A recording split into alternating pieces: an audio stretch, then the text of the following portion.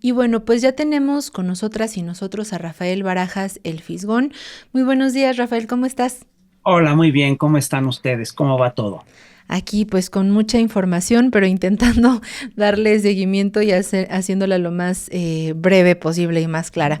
Pues bueno, Rafael Barajas El Fisgón, te invitamos otra vez porque pues en esta misma necesidad, ¿no? Que cada vez más pues tenemos de ir entrando a las conversaciones que se suscitan en estos movimientos, esta reestructura también que está ocurriendo a nivel mundial. Digo, siempre ha estado este movimiento, ya también nos lo Claro. explicabas en las pláticas pasadas, pero últimamente también hemos escuchado mucho este término de neoliberalismo, ¿no? Y estos gobiernos neoliberales.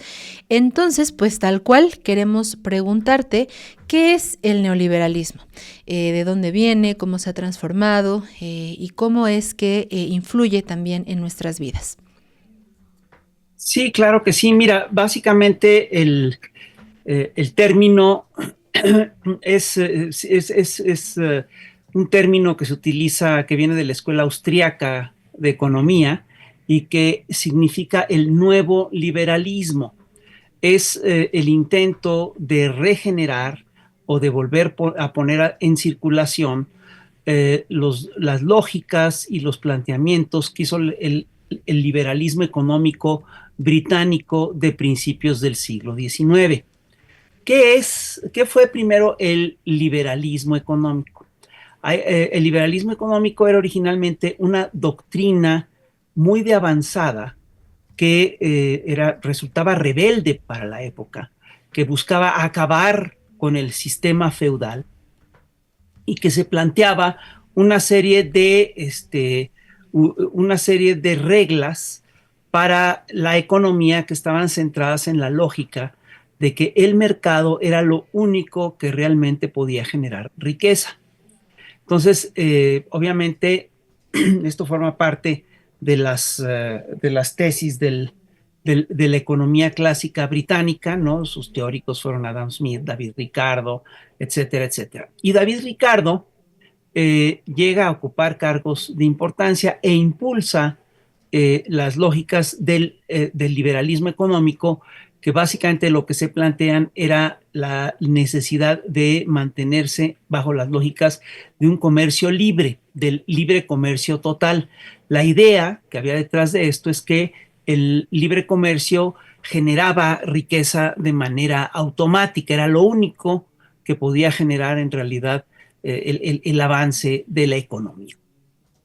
Hay que decir que se planteó efectivamente en la Inglaterra del siglo XIX una economía totalmente liberada, basada totalmente a las lógicas y a las reglas del mercado, y lo que ocurrió fue muy claro, y es que vamos, la gente tenía acceso en la economía al lugar que podía ocupar dentro de la economía.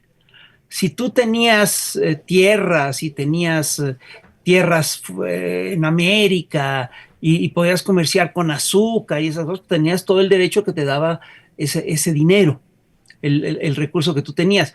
Si tú lo único que tenías era el derecho, la posibilidad de vender tu fuerza de trabajo, de alquilarte para que te pagaran un jornal laboral, tenías derecho a a lo que te daba el mercado en ese sentido.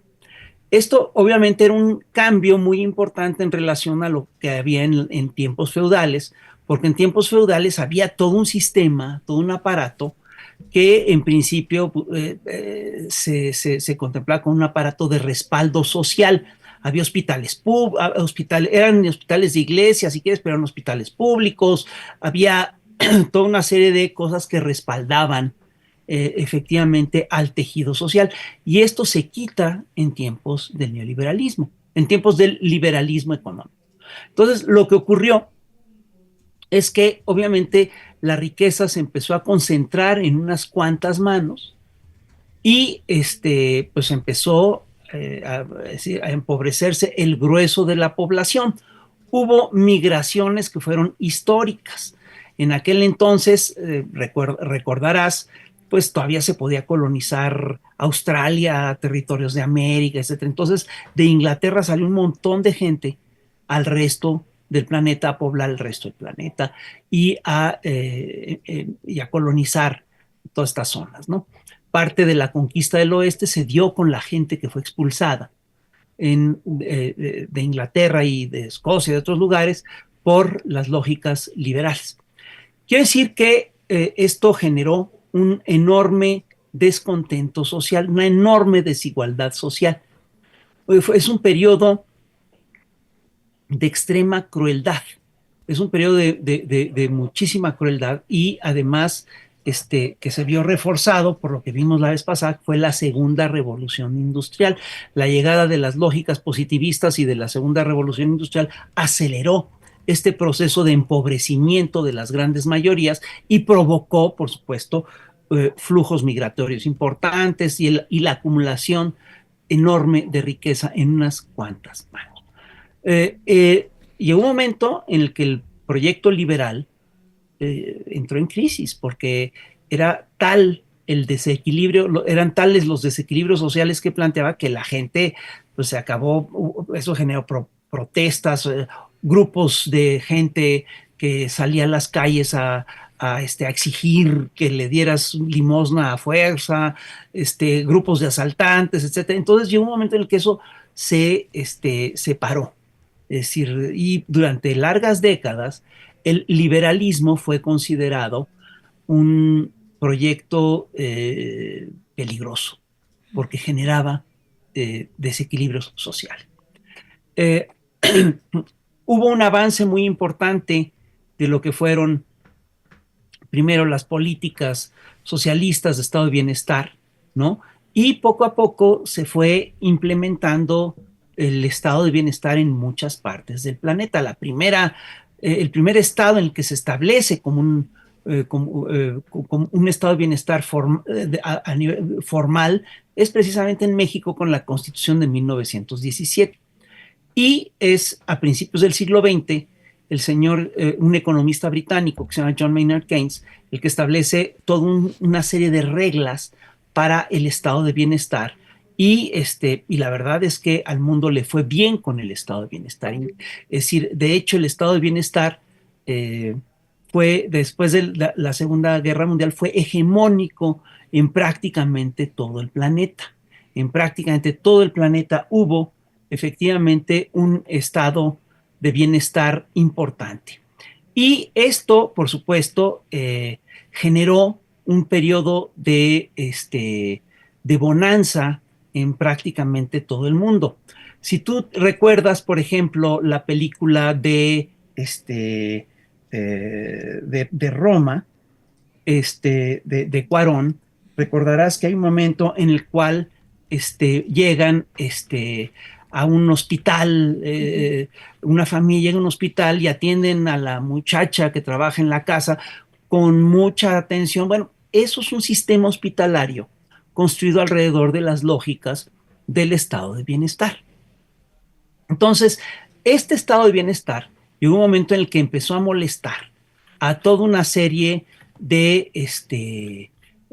grupos de interés, ¿no? De los sectores del gran capital, y de repente empezaron a encontrar que el límite al crecimiento de su riqueza eran precisamente los estados de bienestar.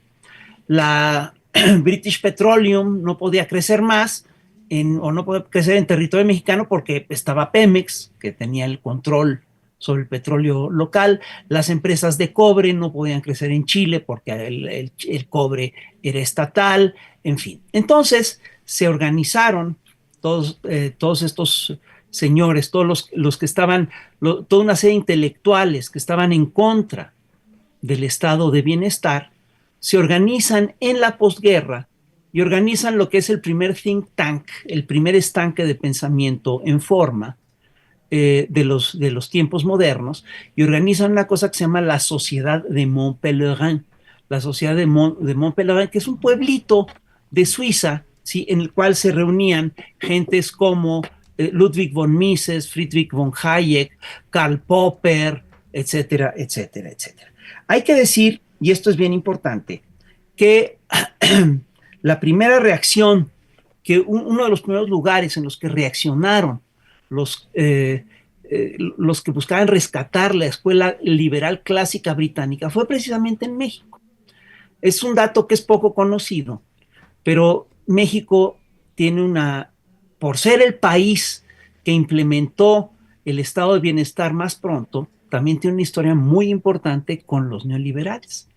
En México, en tiempos de los gobiernos de la revolución, hay que decir que el estado de bienestar no se aplicó de manera natural y de manera inmediata, sino que hubo muchísima resistencia. Te voy a poner un ejemplo. El petróleo, decía la Constitución, que pertenecía a la nación. Sin embargo, en los hechos, seguía perteneciendo a las grandes compañías petroleras que habían hecho contratos en tiempos del Porfiriato. Y esto se permaneció tal cual hasta la llegada del gobierno de Lázaro Cárdenas. Es hasta la llegada del gobierno de Lázaro Cárdenas que se pueden hacer todos estos cambios por varias razones. La primera es que la crisis del 20, la crisis financiera del 20, la caída, el famoso Viernes Negro de Nueva York, provocó un caos financiero global e implicó la revisión de las políticas económicas que se estaban siguiendo hasta aquel entonces. Y Estados Unidos sale de esta crisis económica gracias precisamente a políticas de estado de bienestar. Quien principalmente se había opuesto a que en México se aplicaran las políticas del estado de bienestar eran los Estados Unidos. Y de repente tienes que Estados Unidos tiene que aplicar políticas de estado de bienestar, y esto fue lo que fue el New Deal de Franklin Delano Roosevelt. Darle mejor salarios, más servicios a la gente, obra pública patrocinada por el Estado, buscar políticas de pleno empleo, en fin. Cuando esto hace Estados Unidos, México dice, pues nos vamos a empujarlo también. Y esto, quien lo hace es precisamente el gobierno de Lázaro Cárdenas. Y cuando esto ocurre, hay una escisión adentro del gobierno de Lázaro Cárdenas. Su secretario de Hacienda se escinde, ¿sí? Se divide y le pide a Ludwig von Mises que venga a México. A Ludwig von Mises, que es el defensor de la escuela austriaca, el defensor del liberalismo económico británico, que venga a México. Y Ludwig von Mises publica aquí en México un opúsculo sobre, básicamente, hablando de la necesidad de que México vuelva a adoptar las lógicas del libre mercado, en fin. El caso es que el neoliberalismo es eso, es el nuevo liberalismo. Es el impulso es un proyecto que se consolida en contra de los estados de bienestar, a favor de las lógicas del libre mercado. Y es un proyecto, sí, que básicamente lo que hace es que busca desmantelar las teorías económicas, los estados de bienestar inspirados en las teorías económicas de John Maynard Keynes. Y hay que decir que a partir de la década de 1980, todos los estados de bienestar que se habían implantado en el grueso del planeta se fueron desmantelando uno por uno. Entonces, con mayor o menor rapidez, en absolutamente todos los continentes, vimos cómo la riqueza, una vez más, se fue concentrando en unas cuantas manos. Vimos que los salarios se estancaron, que las mayorías se empobrecieron, que se perdieron libertades, democracia, capacidad de decisión y derechos sociales fundamentales. Hay que decir que este proceso implicó la destrucción de los estados nacionales y se dio, como suele suceder en la historia, de manera muy desigual y combinada. Por ejemplo, una parte muy importante del África al sur del Sahara fue devastada desde muy temprano. América del Sur fue prácticamente saqueada a finales del siglo XX por las políticas neoliberales, ¿no? Y en Europa, donde había una mayor resistencia social, donde estaban mejor estructuradas las socialdemocracias, estas políticas neoliberales entraron mucho más tarde. En Europa, donde estaban los países capitalistas centrales, con economías que tenían superávit, economías muy ricas, que tenían grandes excedentes, en países como Alemania, Gran Bretaña, Francia, Dinamarca, Suecia, Bélgica y los Países Bajos, la implementación de estas lógicas neoliberales de rapiña se impusieron en primer lugar con más lentitud. Sin embargo, esta crisis económica golpeó fuerte a las regiones más pobres. Zonas como Irlanda, Grecia, Italia, etcétera, entraron en crisis ya a partir de las primeras décadas del siglo XXI. Entonces, hay que ver, lo que hay que plantear es que la imposición del sistema neoliberal, que implica un retroceso de los intereses de los pueblos, de los intereses populares, coincidió con la implantación del capitalismo salvaje.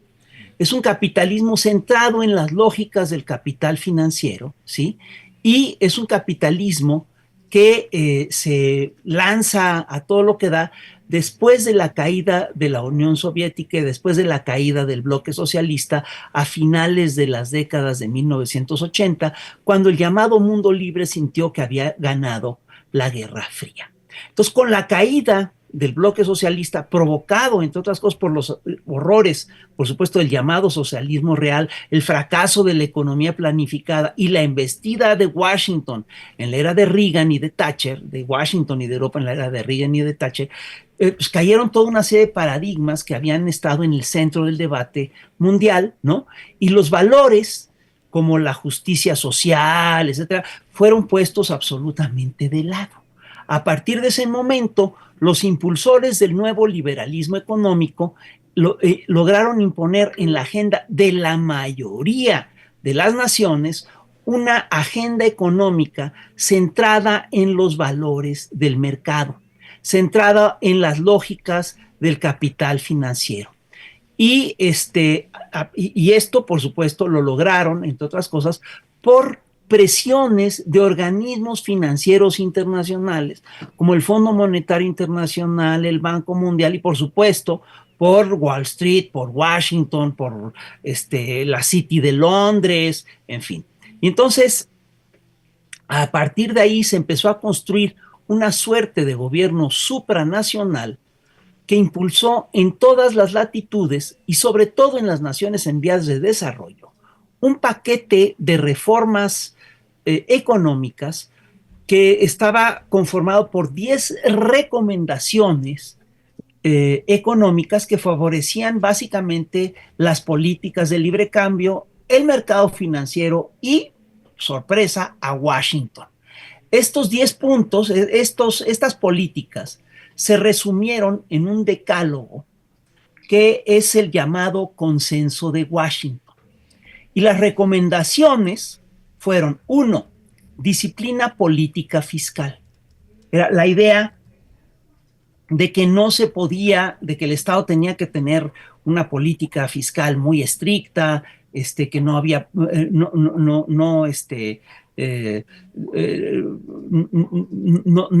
tenía que ser un ejercicio científico, riguroso, de lo que es la recaudación de impuestos y del gasto público, y esto implicó el punto 2 del Consenso de Washington, que era la revisión del gasto público y la eliminación de subsidios. En el régimen del estado de bienestar, cuando tú tenías, el estado era un estado que regulaba.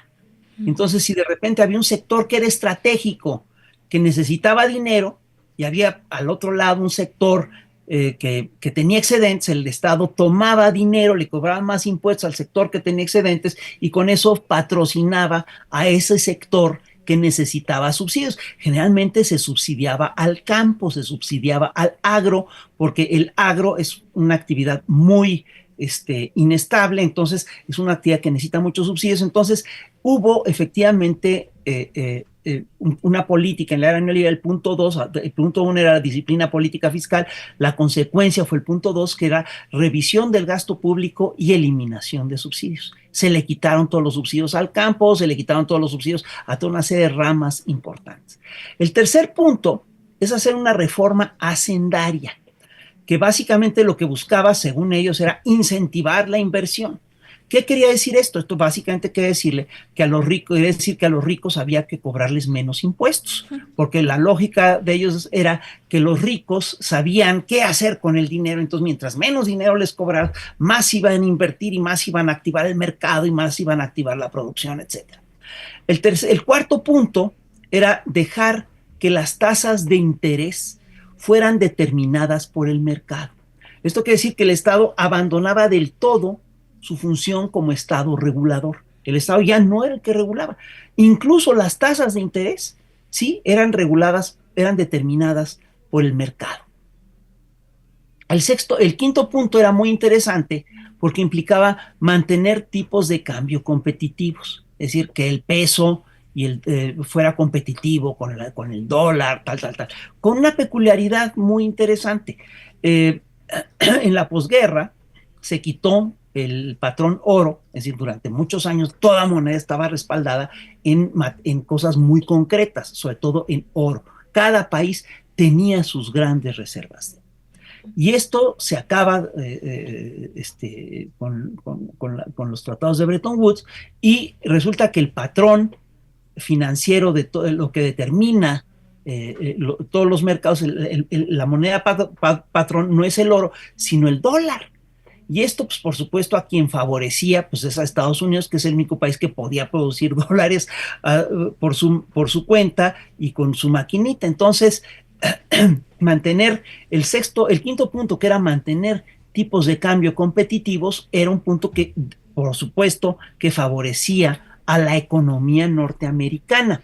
El sexto punto, muy importante, era un punto a favor del libre mercado, era precisamente la liberación del comercio, e implicaba la firma y el establecimiento de tratados de libre comercio por todas partes. México firma un tratado de libre comercio que entra en vigor el 1 de enero de 1994, lo negocia Salinas, se negocia en el sexenio de Salinas, y es un tratado que en principio tendría que seguir vigente hoy en día, que ha tenido sus reformas, se renegoció con Trump en la primera administración de Trump, pero es un tratado que sigue vigente. El séptimo punto del consenso de Washington era permitir la inversión extranjera directa, es decir, que los extranjeros puedan invertir de manera libre en todos los países. El octavo punto es un punto muy interesante, implicaba la privatización de las empresas del Estado. Es decir, durante el periodo de Estado de Bienestar, de repente se formaron muchísimas empresas nacionales. Es decir, una empresa que era estratégica para la economía de un país era inmediatamente considerada una empresa nacional. En México era importante el petróleo fue una empresa del Estado, Pemex fue una empresa estatal. Era importante la electricidad, Comisión Federal de Electricidad y la Compañía de Luz y Fuerza fueron empresas del Estado. Y eran empresas además que tenía el Estado para garantizar el crecimiento económico, para garantizar que todo esto que la economía pudiera fluir y que pudiera funcionar. Bueno, el octavo punto del consenso de Washington implicaba la privatización de las empresas del Estado. Esto, aunado a la libertad de inversión extranjera directa, obviamente puso en riesgo a todas las empresas del Estado. Es decir, resulta que empresas externas podían empezar a invertir en sectores que eran estratégicos. El noveno punto, son 10 puntos, nada más faltan 2, era darle todas las facilidades a las empresas privadas mediante la abolición de regulaciones legales restrictivas, lo que se llama la desregulación. Por ejemplo, en México estaba prohibido invertir, que las empresas, que el extranjero tuviera más de 50, que el extranjero tuviera más del 51%, más del 50% de la inversión en una empresa nacional. Bueno, eso se quitó. Estaba prohibido que se pudiera invertir en playas, en litorales, todo eso se quitó. Estaban prohibidas algunas, la inversión en petróleo, bueno, todo eso se fue quitando poco a poco. Y el último punto, el 10º punto del decálogo, era darle seguridad a los derechos de propiedad. Lo que quiere decir amarrar todo este proyecto. Y estas 10 propuestas, desde la década de los 80, moldearon la economía de prácticamente todo el planeta. Es un paquete de medidas conocido como el Consenso de Washington y que normó la vida económica de la población del grueso del planeta durante décadas. México se rigió bajo las lógicas del Consenso de Washington desde la llegada, bueno, desde finales de la década de los 80, ¿no? Empezó con un plan de choque que impulsó Miguel de la Madrid en el último año de su gobierno, ¿sí? Se acrecentó y se agudizó con las políticas durante el sexenio de Salinas, con la privatización de la banca, la fragmentación de Pemex, la privatización de Teléfonos de México, etcétera. Se agravó con la llegada de Zedillo, que privatizó pensiones, afores, ferrocarriles, un montón de cosas. Se siguió agravando con la llegada de Vicente Fox, que que empezó a privatizar el sector eléctrico. Se agravó, por supuesto, con la llegada de Felipe Calderón, y todavía se agravó con el proyecto de Enrique Peña Nieto, que logró cristalizar una reforma laboral y una reforma energética, ¿sí? Y se puede decir que en México vivimos bajo una ortodoxia neoliberal durante 36 años. Y quiero decir que en esos 36 años el país vivió un retroceso muy importante a nivel de soberanía, a nivel de derechos sociales, a nivel de salarios, a nivel de seguridad nacional, en fin, porque entre otras cosas, una de las cosas que hizo el consenso de Washington, que provocó el consenso de Washington en México, es que permitió el crecimiento de negocios ilegales y el crecimiento y el florecimiento de negocios criminales. Son modelos de negocio criminales. Eso siempre hay que tenerlo muy claro cuando hablemos del neoliberalismo. El crecimiento del modelo de negocios ilegales es parte, sí, de lo que son las lógicas del modelo de libre comercio. Y creo que ya me eché un rollazo, perdón. No, está perfecto. Justo nos da muchísima luz sobre lo que está ocurriendo, porque justo quería preguntarte, yo he escuchado muchas veces, lo hemos escuchado ahora muy recientemente, por ejemplo, con Javier Milei, ¿no? También un personaje que ahorita te quiero preguntar sobre esto, por ejemplo, con Ricardo Salinas Pliego, que se dicen libertarios, ¿no? Ayer, no lo vamos a compartir porque ya también nuestra audiencia nos pone como, ¿por qué nos torturan con eso? Pero se me hizo muy curioso porque justo Ricardo Salinas Pliego, tú me dirás si no fue pues uno de varios empresarios que se beneficiaron justamente en estos años neoliberales en nuestro país, salió a dar como una especie de conferencia donde en esto que él llama una batalla cultural, ¿no? Puso, digamos, como una especie de tabla, de un lado como valores que él denominó como esto que dice, ¿no? De los zurdos de mierda, y la derecha, y de la libertad y de la opresión, y justo en uno de estos lados pone, por ejemplo, la visión del Estado, pero en el lado malo, ¿no? Porque aparte a las personas que pugnan por derechos les llama que en realidad son unos envidiosos, ¿no? Que odian a los ricos porque pues no tienen como la misma riqueza que los ricos, que han tenido por su arduo trabajo, por su esta capacidad de visión, omitiendo todo esto que pues nos has contado, ¿no? Y de este lado justo la visión del individuo, una visión global. Esto te lo digo para tomarlo esto que nos comentas sobre los 36 años del neoliberalismo que hemos vivido en el país, estos retrocesos, esto sobre que la riqueza se ha quedado en manos de unos pocos, a pesar de que quizá, ¿no? Ahora con estos nuevos gobiernos de izquierda parece que vamos justo sobre esto, haciéndolo, digamos, para atrás y avanzando en los derechos para todas y para todos. ¿Cuál es tu lectura de que, por ejemplo, en México, pues uno de estos empresarios que además está acusado de evadir impuestos, que pues no sonaba, ¿no? En esta lista que nos mandas de estos 10 puntos del neoliberalismo, del decálogo del consenso de Washington, ¿cuál es tu lectura sobre esto, ¿no? De estas voces ahora todavía nuevas? Ayer, por ejemplo, ya solo para terminar con este punto, él mencionaba y lo colocó incluso en su cuenta de X como a manera de presumirlo, que él propone que se armen los ciudadanos, que como el Estado no puede como garantizar la seguridad, propone armar a los ciudadanos. Entonces, si nos puedes dar tu lectura, digamos, de estos, porque lo escuchamos y podemos pensar que es algo que ya pasó, ¿no?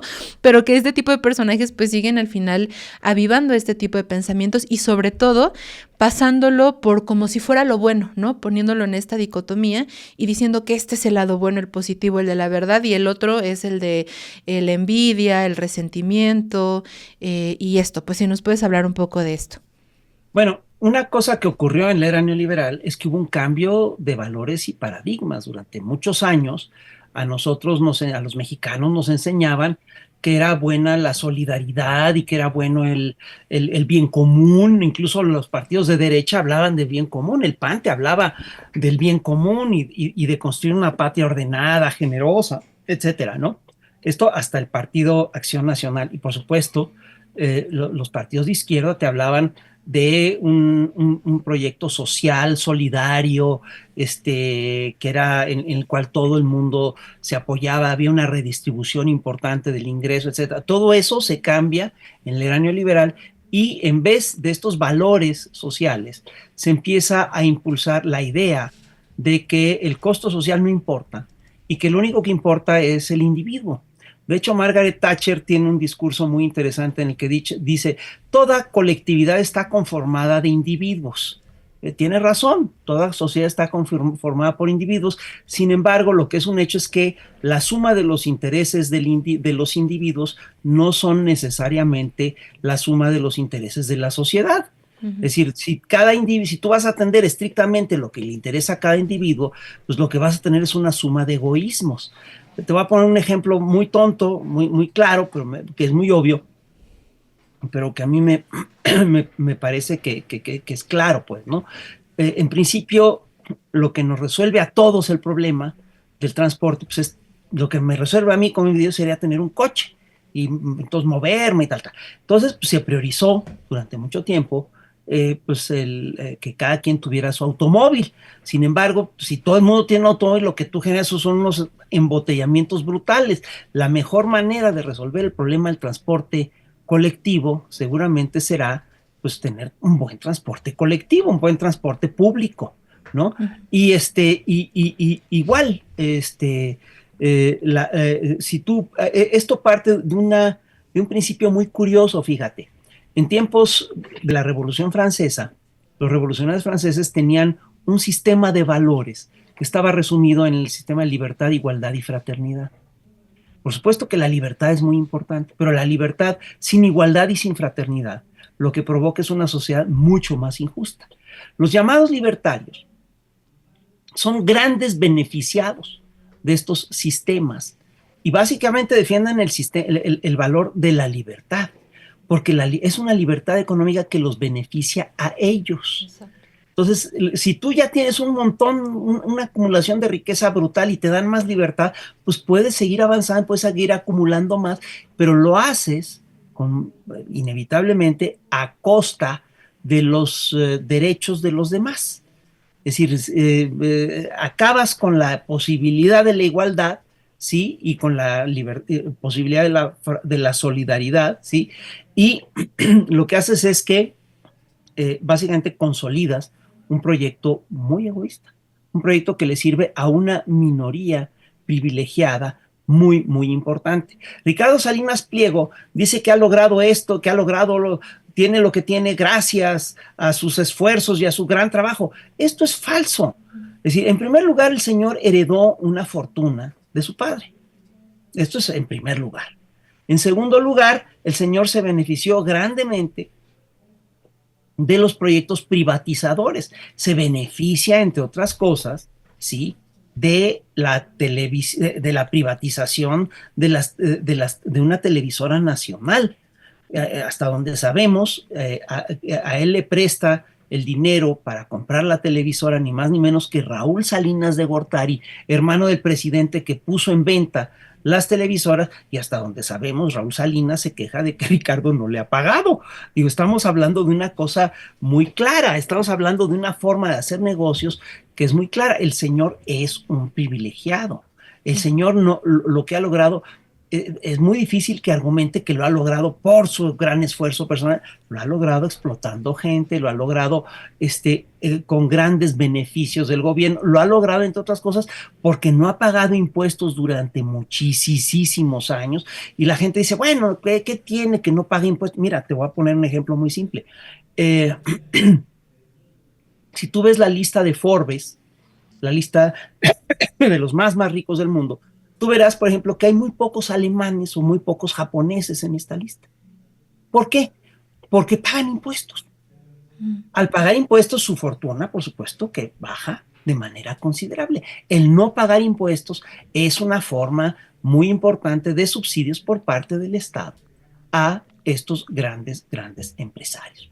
Y lo que estamos viendo con Ricardo Salinas Pliego es la consolidación, es una expresión de una juniorcracia que está muy ligada a los grupos del poder económico, ¿sí? Y que se siente naturalmente beneficiada por todas estas cosas y siente que además esos beneficios son sus derechos, son privilegios enormes, privilegios que son ofensivos y los ven como sus derechos. Ahora, la mala noticia para todo este sector es que todo este sector del que estuvo apoyado sobre todo por las lógicas del capital financiero, está entrando actualmente en una crisis muy importante, así como hubo un cambio de los paradigmas en la década de 1980, con la llegada de Trump estamos viviendo un proceso nuevo y un proceso distinto que amenaza con dejar fuera a personajes como Ricardo Salinas Pliego. Desde hace unos años, un profesor francés, Cédric Durand, habla de una cosa que se llama los señores feudales digitales. Habla del tecnofeudalismo. Y eso es una historia muy chistosa porque es un proyecto, es una teoría que explica algo que es muy interesante, que es un símil de lo que eran los señores feudales y lo que son los nuevos señores de las nuevas tecnologías. La principal fuente de riqueza durante todo el periodo feudal pues era la tierra. Y era un señor el que poseía grandes extensiones de tierra, un número limitado de familias que poseían grandes extensiones de tierra. Hoy en día hay estados nacionales, es decir, la economía es mucho más compleja, hubo varias revoluciones industriales, en fin, hubo en la era neoliberal una enorme concentración de riqueza en los mercados financieros. Pero gracias a las revoluciones tecnológicas recientes, ha habido una enorme concentración de riqueza que se centra sobre todo en lo que son los señores que controlan, por ejemplo, la Big Tech, las grandes tecnologías, los señores que controlan, por ejemplo, Twitter, la inteligencia artificial, las criptomonedas, los señores que controlan, todas estas nuevas tecnologías que viven de nuestros datos, de los datos que les dan los usuarios. Entonces, empresas como Amazon, como Google, como Facebook o Meta, como Apple y Microsoft, han transformado no solo el sector tecnológico, sino también varios aspectos de nuestra vida cotidiana y han transformado la economía en general. En 2020, por ejemplo, Apple superó los $2 billones en ganancias. Estamos hablando de unas cuantas empresas, sí, que controlan un sector muy importante de la economía. Y fíjate, antes eran los dueños de la tierra los que tenían el control de la economía. Hoy son los dueños del espacio virtual, de los territorios virtuales. Es una cosa muy loca la que estamos viviendo. Y estos señores, precisamente, entran al quite en estos momentos porque está en crisis el sistema neoliberal global. El sistema neoliberal global logró construir una suerte de metagobierno, un gobierno que estaba por encima de todos los estados nacionales y que les imponía sus lógicas a los mercados nacionales. Y este gobierno global, y no estoy metiéndome en teorías conspiranoicas, ¿sí? Tenía incluso, o tiene todavía incluso, sus organismos. El grupo de los 5, el grupo de los 7, el grupo de los 9, tenía el Fondo Monetario Internacional, la Banca Mundial, la ONU, el Consenso de Davos. Entonces son grupos que efectivamente se juntan y deciden y reparten y organizan al mundo. Y bueno, ese mundo ahorita ya entró en una crisis profunda. Y lo que viene a reemplazarlo no es necesariamente mejor. Es un universo que está controlado precisamente por, los, por el tecnofeudalismo, por los grandes señores feudales digitales, ¿no? Y es un mundo, además, que ahorita está siendo, se ve como muy rebelde, como una cosa novedosa, sí, pero que en realidad lo que está defendiendo es un capitalismo muy feroz, un capitalismo que ha concentrado una riqueza sin precedentes, ¿sí? Y que encuentra defensores en gente, bueno, sus principales focos son todos los grandes invitados a la fiesta de recepción de Trump.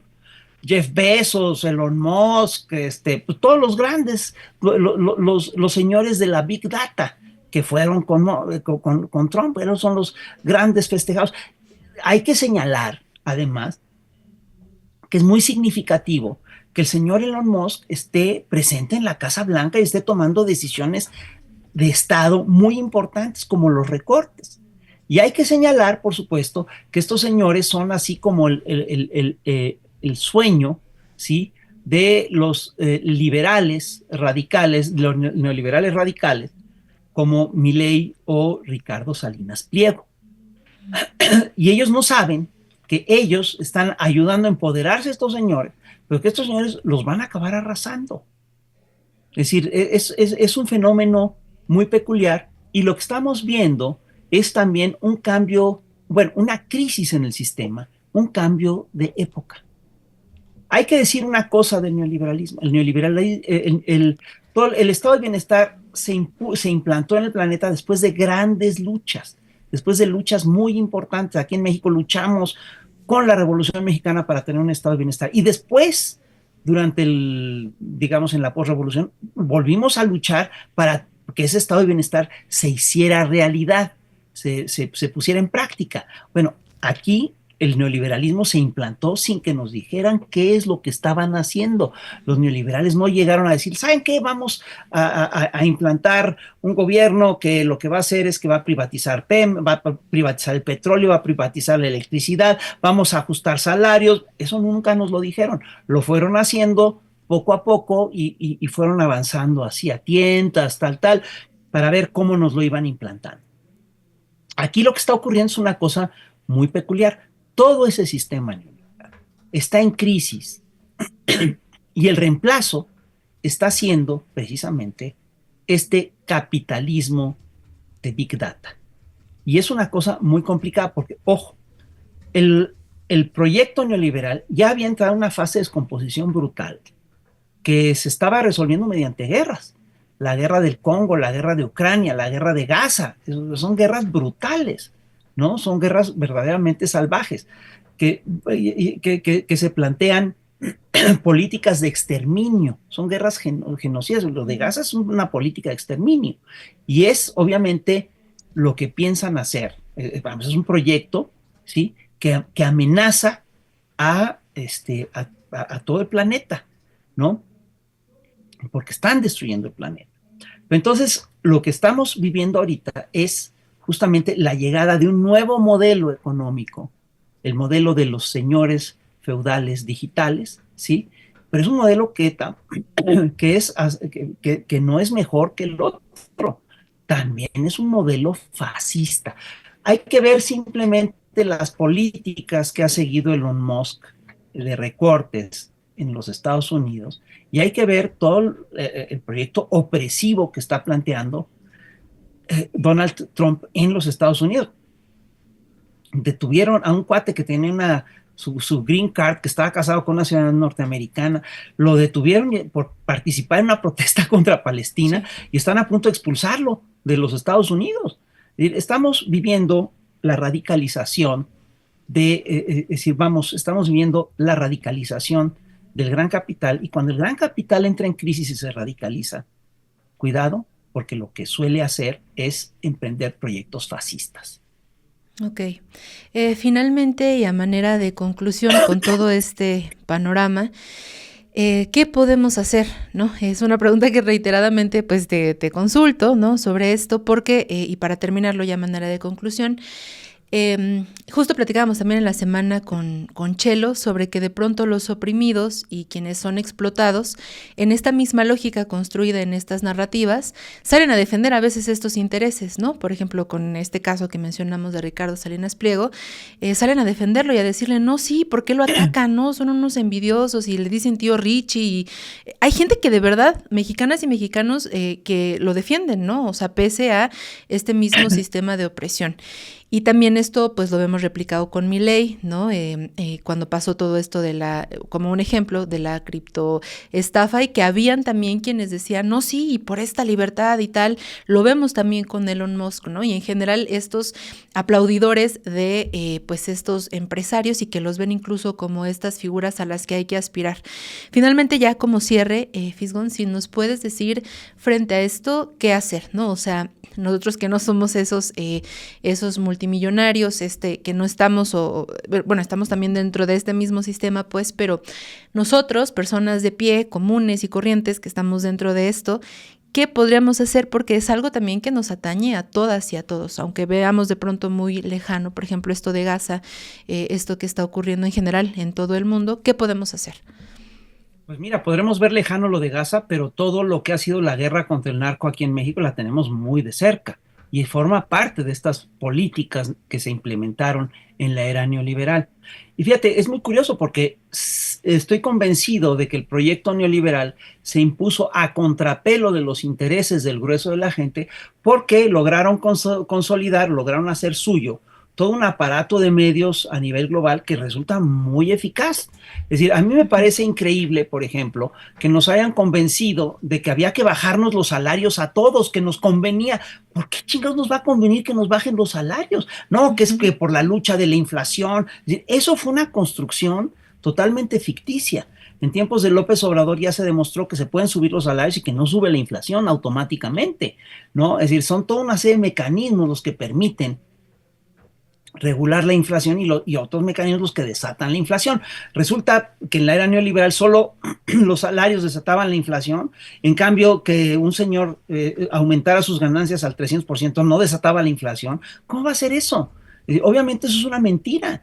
¿Cómo? Esas mentiras se pudieron establecer y pudieron tener patente de corso, entre otras cosas, porque tenían el control total de todos los medios y tenían el control total de la opinión pública, ¿no? Es decir, ahorita, yo recuerdo hace unos días, uno de estos cuates de los hombres de negro quejándose, es que no, después de 6 años en el sexenio nos dejaron seguir funcionando en el sexenio de López Obrador, después nos quitaron, quién sabe cuántos años llevaban dando su opinión a estos señores, pero además como si fuera un monopolio, como si tuvieran el derecho al monopolio de la opinión, porque no había opiniones divergentes en esos espacios.